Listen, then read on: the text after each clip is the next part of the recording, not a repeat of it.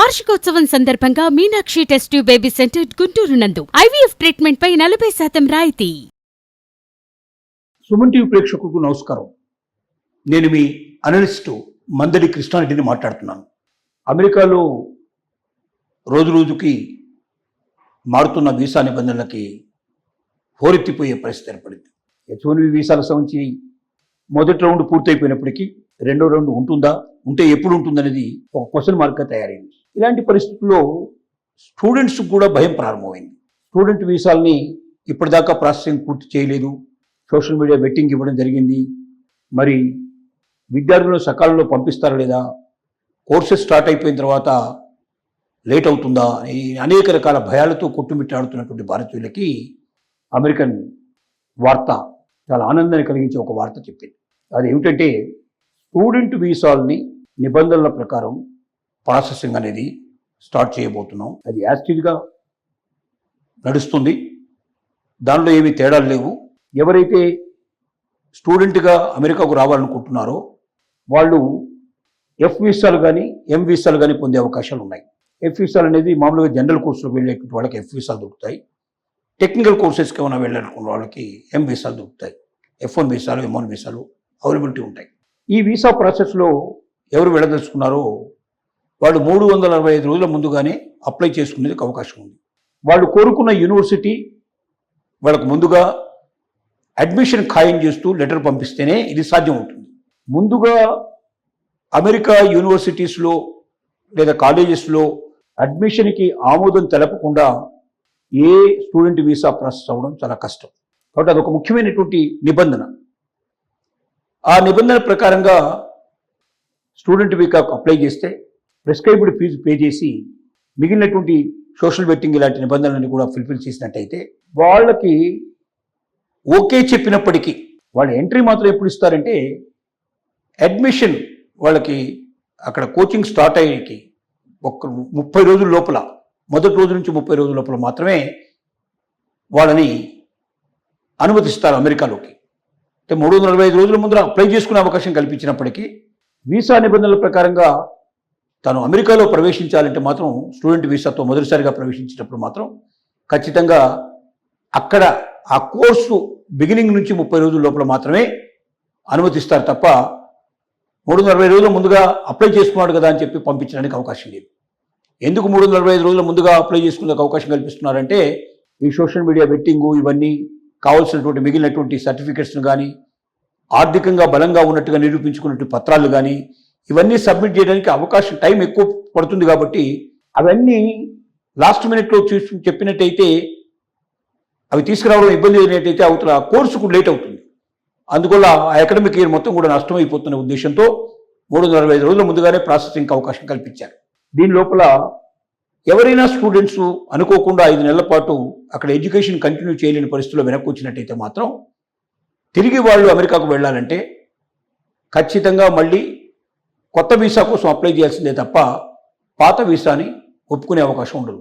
అంటే కోర్సులో చేరిన తర్వాత 5 months వెనక్కి ఏదైనా సందర్భంగా ఏదైనా ఎట్టి పరిస్థితుల్లో ఒకవేళ కోర్సును పూర్తి చేయలేని పరిస్థితి ఏర్పడితే మాత్రం వాళ్ళు ఖచ్చితంగా మళ్ళీ కొత్త అడ్మిషన్ తీసుకొని వెళ్లాల్సిందే తప్ప పాత అడ్మిషన్ మీద వాళ్ళు ఆ కాలేజీలో ప్రవేశించేందుకు అవకాశాలు ఉండవు. ఏది ఏమైనప్పటికీ స్టూడెంట్స్కి దీంతో పాటు ఇంకొక శుభవార్త ఏం చెప్పారంటే 1 year మీకు one time practical optional practical training ఏదైతుందో OPT అంటాం మనం, ఆప్షనల్ ప్రాక్టికల్ ట్రైనింగ్. ఈ ఆప్షనల్ ప్రాక్టికల్ ట్రైనింగ్ కూడా 1 year వరకు మీకు ఇస్తున్నాము. దీనిలో మరి స్టెమ్ వీసా గురించి ఎక్కువ చెప్పలేదు, ఎందుకంటే ఈ వీసా తర్వాత కానీ స్టెమ్ వీసాకు అవకాశం ఉండొచ్చు. కానీ నిబంధనలు మాత్రం తప్పనిసరిగా వర్తిస్తాయని చెప్తున్నారు. ఏమిటా నిబంధనలు అంటే, స్టూడెంట్ వీసా తీసుకున్న ఎవరైనా సరే మీరు ఎక్కడ పడితే అక్కడ బయట ఉద్యోగాల్లో చేయడానికి అవకాశం లేదు.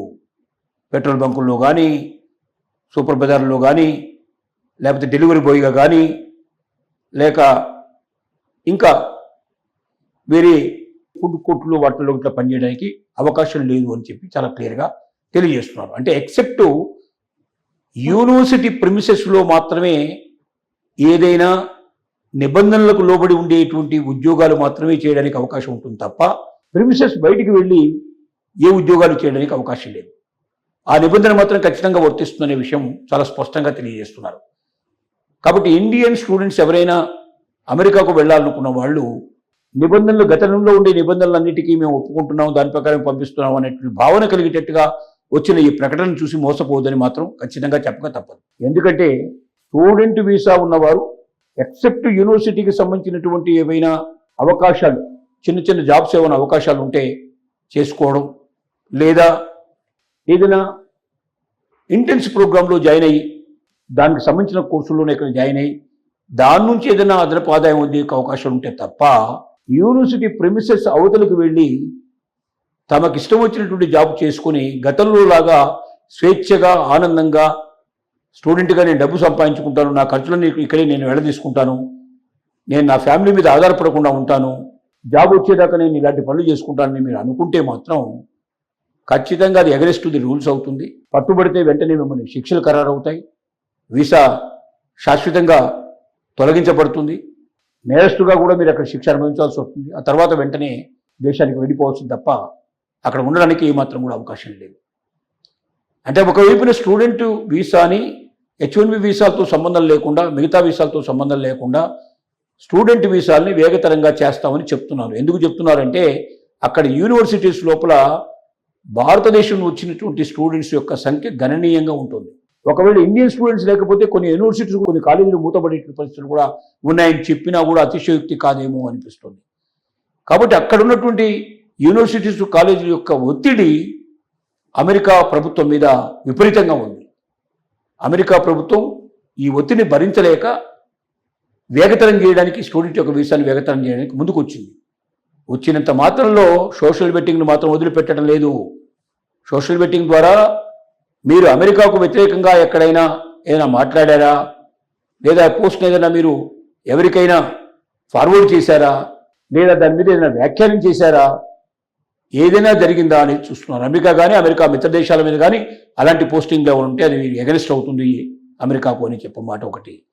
కానీ ఇవన్నీ కూడా బయటికి చెప్పేటువంటి కథలు మాత్రమే. అమెరికా మీ సోషల్ మీటింగ్లో వాడు వెతకబోయేది ఏమిటి అంటే మీ ఆర్థిక పరిస్థితులు, ఆర్థిక మూలాలు ఎలా ఉన్నాయి, మీరు అమెరికా మీద ఆధారపడి అమెరికాలో సంపాదించి భారతదేశానికి పంపించాలనుకుంటున్నారా, లేక అమెరికాలో మీరు భారతదేశం మీద ఆధారపడకుండా, అంటే మీ ఇంటి దగ్గర నుంచి మీరు తెచ్చుకొని అమెరికా మీద ఆధారపడకుండా మీరు బతికి మీ ఎడ్యుకేషన్ పూర్తి చేసుకొని మీరు తిరిగి మీ దేశానికి మీరు వెళ్ళిపోయగలిగే క్యాపబిలిటీలో మీరు ఉన్నారా, మీ ఆలోచనలు ఎలా ఉన్నాయి, సోషల్ బెట్టింగ్ ద్వారా మీరు ఎవరెవరితో మీరు మాట్లాడారు, మీరు ఈ విషయాల గురించి అనేక డెఫినెట్గా పంచుకొని ఉంటారు. మీ ఫ్రెండ్స్తో కానీ, మీ రిలేటివ్స్తో కానీ, మీ ఆత్మీయులతో కానీ మీరు పంచుకొని ఉంటారు.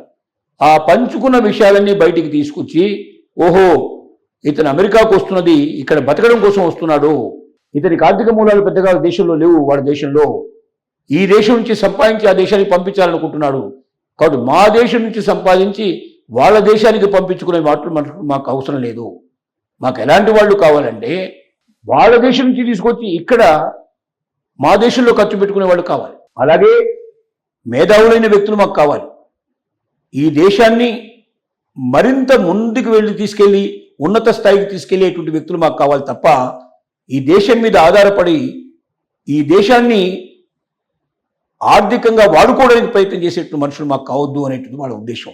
సోషల్ బెట్టింగ్ వెనుక ఉన్నటువంటి రాష్ట్రం ఇదే.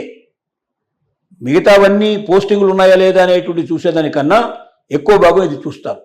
కాబట్టి అలాంటి పోస్టింగులు ఉన్న వాళ్ళు ఎవరైనా ఉంటే ఖచ్చితంగా వాళ్ళు దొరికిపోయే అవకాశం ఉంటుంది. తద్వారా మీ యొక్క ఆర్థిక మూలాలను అసెస్ చేస్తారు. మీరు శక్తివంతులైన వాడు, ఆర్థికంగా బలంగా ఉన్నారనుకుంటే మిమ్మల్ని రాణిస్తారు, బలంగా లేరనుకుంటే మీ అడ్మిషన్ని రిజెక్ట్ చేసిన ఆశ్చర్యపడాల్సిన అక్కర్లేదు. ఏది ఏమైనా ఇక భవిష్యత్తులో అమెరికన్ డ్రీమ్స్ అనేవి కలలుగానే మిగిలిపోయే అవకాశం ఉంది. వాటిని అక్కడే ఆపేసి భారతదేశాన్నే అమెరికాకు మించిన దేశంగా తయారు కావడంలో ప్రతి ఒక్కరూ తోడ్పడే ప్రయత్నం చేయడం మంచిదని ఆలోచించాల్సిన పరిస్థితులు ఏర్పడ్డాయి.